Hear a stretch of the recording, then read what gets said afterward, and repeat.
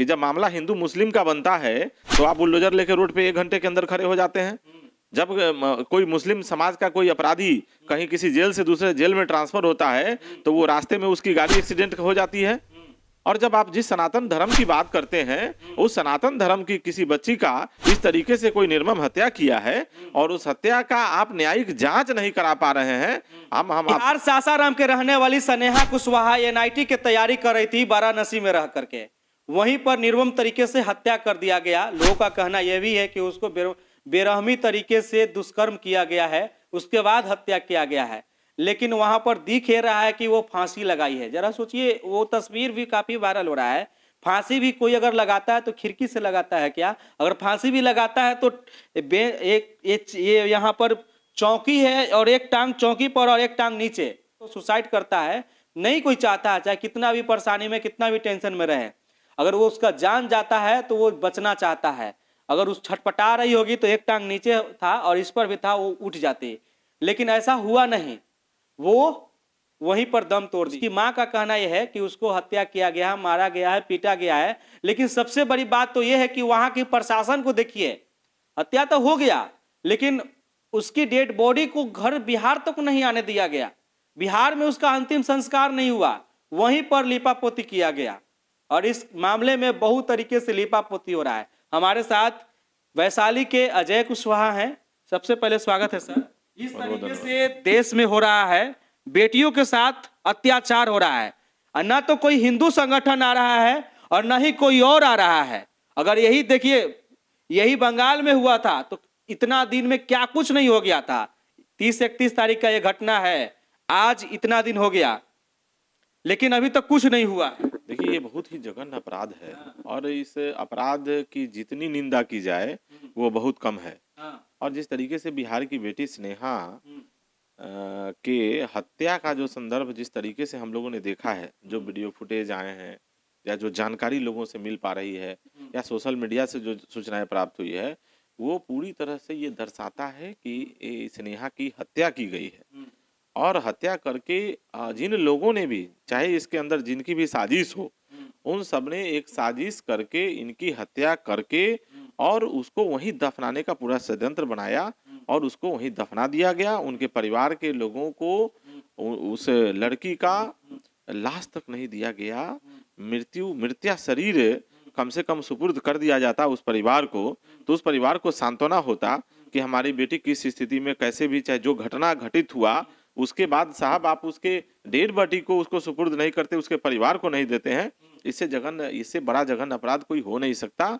और हम देश के प्रधानमंत्री जी को आपके इस चैनल के माध्यम से देश के प्रधानमंत्री जी और उत्तर प्रदेश के मुख्यमंत्री, जिनके बारे में कहा जाता है कि बुलडोजर बाबा हैं, पता नहीं उनका बुलडोजर अभी कहाँ किस गली में छुप गया है और इतना लेट हो रहा है।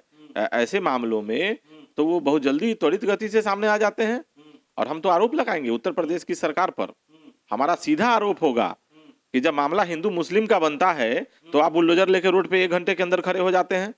जब कोई मुस्लिम समाज का कोई अपराधी कहीं किसी जेल से दूसरे जेल में ट्रांसफर होता है तो वो रास्ते में उसकी गाड़ी एक्सीडेंट हो जाती है।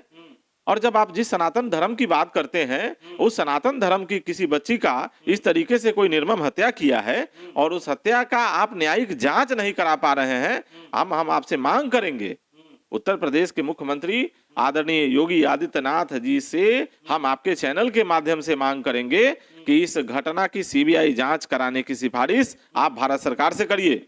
और वो क्षेत्र देश के प्रधानमंत्री नरेंद्र मोदी जी का है, वहां के माननीय सांसद हैं नरेंद्र मोदी जी, तब वो देश के प्रधानमंत्री हैं। हम आपके चैनल के माध्यम से प्रधानमंत्री जी को भी ज्ञात कराना चाहेंगे कि आप इस स्नेहा बेटी के संदर्भ में एक बयान दीजिए और आप इसकी न्यायिक जांच करा करके दूध का दूध और पानी का पानी निकालिए ताकि उस परिवार को न्याय मिल सके। ये कहीं से भी नियोजित नहीं है कि अगर आपके इस राज्य में आप कहते हैं कि भाई हमारा डबल इंजन की सरकार है, उत्तर प्रदेश में आपकी सरकार है साहब, आप देश के प्रधानमंत्री हैं, उस क्षेत्र के आप सांसद हैं, सारा कुछ मिशनरी आपका है, और उसके बावजूद इस तरीके की घटना हो जा रही है और उसका परिवार बिलख बिलख के मर रहा है। वो उस परिवार में एक बेटा और एक बेटी, उसकी माँ का मैंने कई वीडियोस देखा है, देख के रूह कांप जाती है। ऐसे इस तरीके से एक साधारण परिवार की लड़की, जिस तरीके से उसके परिवार के लोगों ने, उसके माता पिता ने जितना धन राशि खर्चा करके जो उससे बेचारे से जुड़ा है वो जमा करके उस बेटी को भेजा था पढ़ाने के लिए, और बहुत मेधावी छात्रा थी। हमने देखा है कई इंटरव्यू में, और उनकी माँ ने कहा है कि वो लड़की अभी तक कोई एग्जाम नहीं दी है। तो किसी के द्वारा ये कहा जा रहा है मीडिया में कि भाई वो लड़की हो सकता है कि एग्जाम के दबाव में आकर इस तरह का कुछ करी होगी, लेकिन ऐसी कोई बात नहीं है। अभी तक वो एक भी एग्जाम नहीं दी है, तो फिर उसके पहले उस पर किसी भी तरह का कोई दबाव नहीं था। इसमें बहुत बड़ी साजिश है। अच्छा, सरकार बोलती है बेटी बचाओ बेटी पढ़ाओ, यहाँ तो बेटियां सुरक्षित नहीं है। अब ये तो सब कुछ सामने परिलक्षित हो रहा है। अगर न्याय नहीं मिलता है तो आप क्या करेंगे? नहीं, हम लोगों ने दिया है, हम लोगों ने तो लगातार जस्टिस के लिए पूरे देश के वैसे नौजवान को, युवाओं को हम लोगों ने आह्वान किया है कि लोगों को सामने आना चाहिए। और लोगों ने ट्विटर पे इसको इस तरीके से ट्रेंडिंग किया है कि 14 नंबर 13 नंबर तक स्नेहा का, ये जस्टिस फॉर स्नेहा के संदर्भ में जो अपील था, वो अपील 13 नंबर 14 नंबर पे पूरे देश के ट्विटर पे गया था। और आने वाले अब इसके बावजूद देश के प्रधानमंत्री जी और उत्तर प्रदेश के मुख्यमंत्री योगी आदित्यनाथ जी को नहीं दिख रहा है, तो भाई इससे बड़ा दुर्भाग्य कोई हो नहीं सकता। बाकी उम्मीद है कि आप लोग भी स्नेहा की न्याय के लिए, उनके माता पिता को न्याय के लिए, उनके माता पिता के हिम्मत बढ़ाने के लिए आप लोग उनको सपोर्ट करेंगे और इस वीडियो को ज़्यादा से ज़्यादा शेयर करेंगे। और न्याय के लिए आप जहां से भी देख रहे हैं वहां पर आवाज़ ज़रूर उठाएंगे। आप देख रहे थे CK TV। नमस्कार, जय हिंद।